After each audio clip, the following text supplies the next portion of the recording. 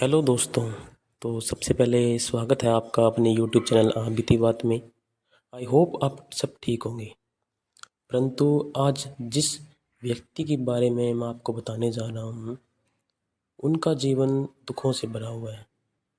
उनके जीवन में सुख तो देखने को है ही नहीं। इस कहानी को आगे लेकर चलते हैं। और ये एक सत्य घटना है। ये कोई मनगढ़ंत कहानी नहीं है, ये एक सत्य घटना है इनके जीवन के बारे में। तो समय को बर्बाद ना करते हुए हम आपको इनके जीवन के बारे में बताते हैं। तो सबसे पहले बचपन से ही शुरुआत करते हैं। बचपन में ही इनके जीवन में तकलीफ़ें चलती आ रही थी।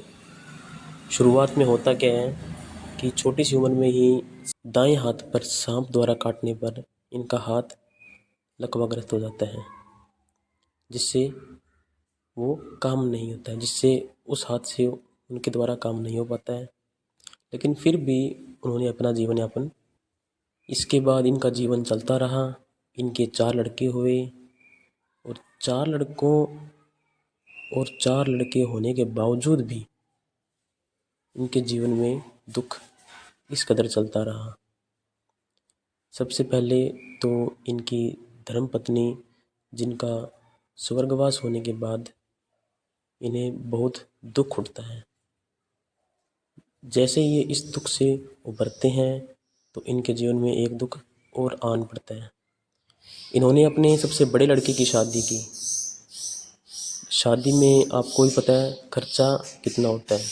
तो गरीब परिवार है बेचारा, तो इन्होंने अपने हिसाब से जितना इनसे हो पाया, इन्होंने अपने बच्चे की शादी की, पहले लड़के की शादी की।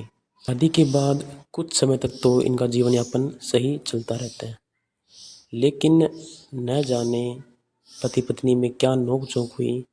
पत्नी अपने बच्चों को लेकर अपने मायके जाकर बैठ जाती है और वह अपने ससुराल नहीं आती है।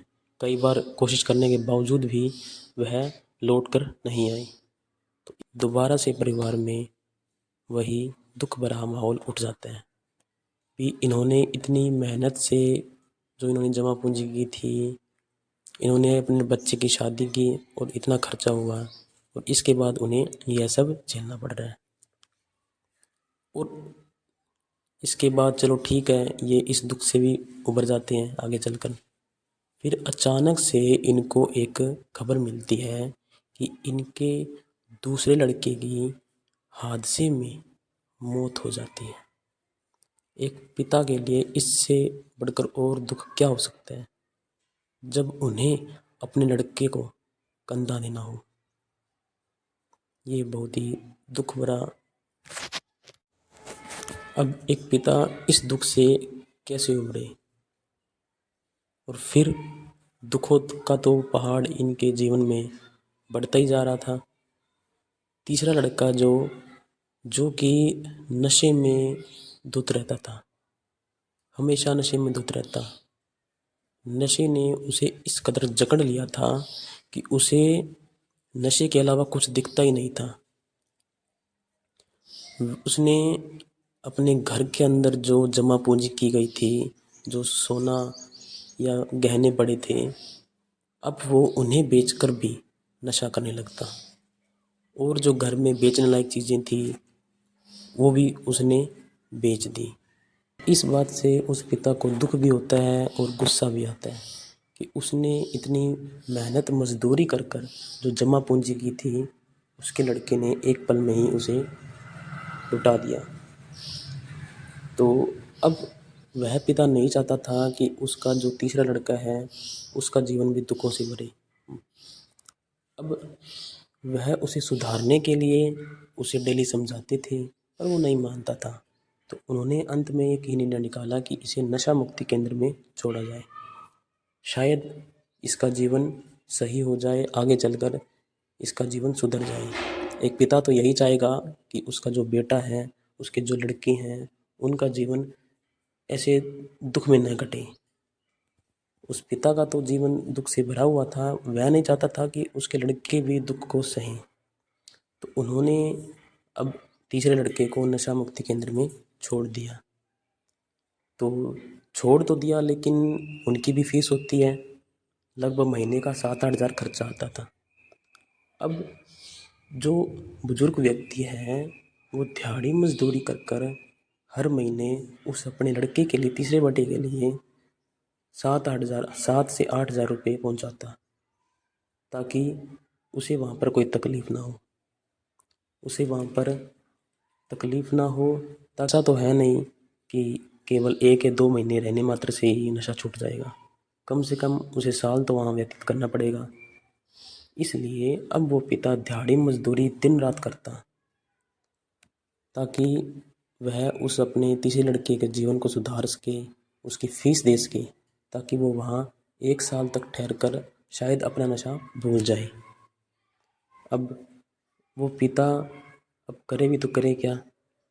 अब उसका एकमात्र जो लड़का बचा, चौथा, सबसे छोटा ही छोटा लड़का, अब छोटे लड़का अभी करे भी तो क्या, वो भी बेचारा दिहाड़ी मजदूरी करता, और खाना पकाने के लिए अब वो या तो वो बुजुर्ग पिता खुद बनाता, या फिर कभी कभार वो लड़का भी बना देता था। अब तकलीफ़ तो होती थी, क्योंकि उनका जो दायां हाथ था वो भी इतना काम नहीं कर पाता था, लेकिन फिर भी वो अपने हिसाब से दिहाड़ी मजदूरी करते। तो इस तरह वह अपना दुखों से जीवन काट रहे थे, अपनी दिहाड़ी मजदूरी कर अपना जीवन यापन चला रहे थे। अब सबसे छोटा लड़का बचा हुआ है, उसकी भी शादी करनी है, तो उसके लिए भी उन्हें कुछ जमा पूंजी करनी थी, और अपने तीसरे लड़के के लिए भी वहाँ वो हर महीने जो 7-8 हज़ार उसका खर्चा होता था वहाँ बेचते थे। तो दोस्तों, आप ये देखिए भी इतना इनके जीवन में दुख है, शायद ही हमारे जीवन में इस तरह का कोई दुख होगा, और ना ही हमने कभी इस तरह के दुख को देखा है, लेकिन फिर भी हम शिकायत करते हैं।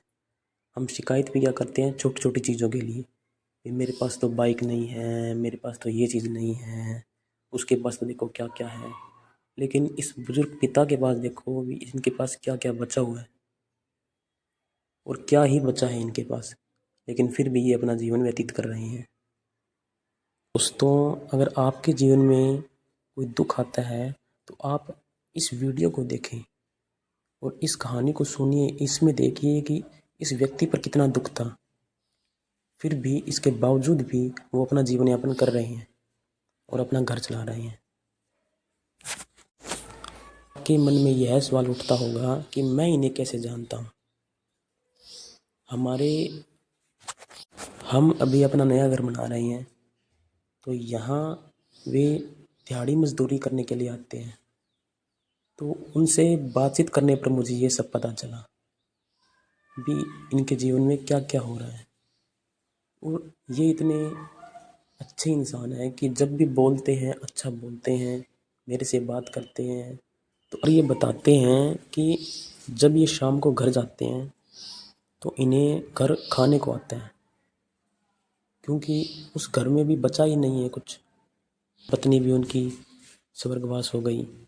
अब कुल मिलाकर उनके पास 2 ही लड़के हैं जो अपना अपना जीवन व्यतीत कर रहे हैं। तो वो बताते हैं कि शाम को जाने के बाद वे अपना खाना पकाकर खाते हैं और अपने भाइयों के पास चले जाते हैं।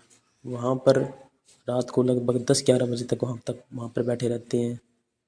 फिर आकर वो सोते हैं, फिर भी उन्हें नींद नहीं आती है। रात को 10-11 बजे आते हैं अपने घर पर, और फिर भी उन्हें नींद नहीं आती है। और नींद आई भी कैसे? अब उनके दिमाग में ये सब बातें कहीं ना कहीं घूमती ही रहती है कि उनके जीवन में क्या क्या हो रहा है, उनके बच्चों के साथ क्या क्या चल रहा है। तो दोस्तों, देखिए आप इनके जीवन में कितना दुख भरा हुआ है। मैं अंत में यही कहना चाहूँगा कि आप अगर इनकी कुछ सहायता करना चाहते हैं, कुछ सहयोग देना चाहते हैं, तो आप कमेंट में लिखकर बता सकते हैं। चाहूँगा। धन्यवाद दोस्तों, इस कहानी को पूरा सुनने के लिए, और आप इस वीडियो को आगे भी लोगों तक शेयर करें। धन्यवाद।